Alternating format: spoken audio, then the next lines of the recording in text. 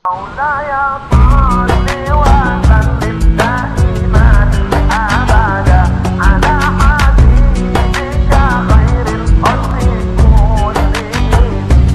Assalamualaikum warahmatullahi wabarakatuh. Sahabat Islam, kembali lagi ke channel Cinta Islam.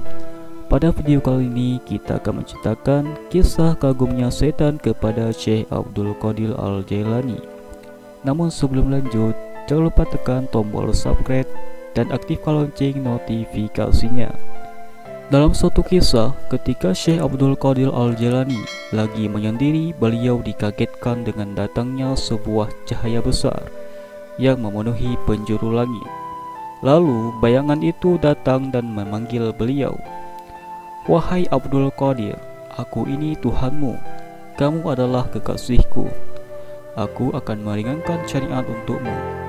Apa yang aku haramkan sebelumnya, sekarang aku halalkan untukmu," kata bayangan itu.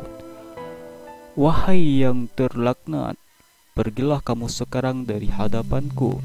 Kalau tidak, akan aku hancurkan kamu," jawab Syekh Abdul Qadir Al-Jailani.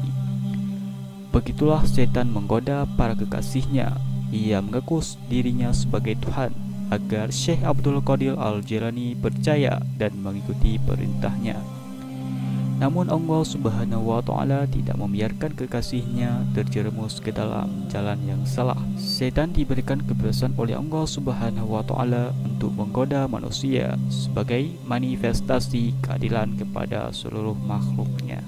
Sesaat setelah kejadian dialog tersebut, tiba-tiba cahaya itu padam dan sedikit demi sedikit hilang dari pandangan Syekh Abdul Qadir Al-Jailani. Beliau terus menyendiri menikmati keindahan alam sebagai bukti kebesaran Allah Subhanahu wa Ta'ala. Tak lama kemudian, bayangan yang tadi menghilang kembali memanggil Syekh Abdul Qadir Al-Jailani dalam wujud kabut dan berkata, "Kamu selamat dari godaanku, wahai Abdul Qadir, karena dua alasan. Pertama, karena ilmumu yang telah melekat dalam jiwamu, engkau mampu membedakan mana yang hak dan mana yang batil. Kedua, karena kondisi spiritualmu dan ibadahmu, Allah Subhanahu wa Ta'ala membukakan hatimu dan membimbingmu menuju jalan yang benar." Tegas kabut tersebut, "Apa yang aku miliki saat ini semuanya hanya milik Sang Pencipta. Aku selamat darimu berkat Tuhanku," jelas Syekh Abdul Qadir Al-Jailani. "Perlu kamu ketahui Abdul Qadir, aku telah menyesatkan sebanyak 70 orang ahli ibadah dengan cara seperti ini, dan hanya kamu yang selamat." "Dari mana kamu tahu bahwa aku ini setan?" tanya kabut itu. "Semua karena fadilah Allah Subhanahu wa Ta'ala. Aku diberi petunjuk olehnya melalui perkataanmu. Apa yang aku haramkan sebelumnya, sekarang aku halalkan untukmu. Dan saat itu aku yakin kamu adalah setan. Karena kalau memang Allah Subhanahu wa Ta'ala ingin menghapus syariatnya, tentulah orang yang pertama kali akan terlepas dari syariatnya adalah para nabi. Dan itu sangat mustahil," jawab Syekh Abdul Qadir Al-Jailani. Melihat percakapan Syekh Abdul Qadir Al-Jailani dengan setan, sudah jelas bahwa keimanan dan ketakwaannya kepada Tuhannya begitu mendalam. Hal itu sudah barang tentu tidak lepas dari ilmu yang dimiliki beliau.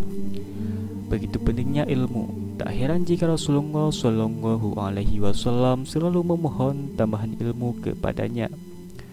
"Wa qul rabbi zidni ilman." Dan katakanlah Muhammad, "Ya Tuhanku, tambahkanlah aku ilmu pengetahuan."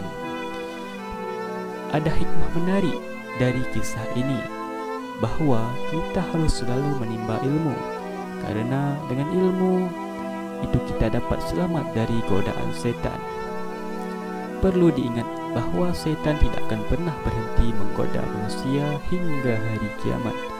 Sebagai manusia yang tidak terlepas dari salah dan keliru, sudah sepatutnya terus belajar menempa diri dengan ilmu Allah Subhanahu wa Ta'ala. Wallahu a'lam bishawab. Assalamualaikum warahmatullahi wabarakatuh.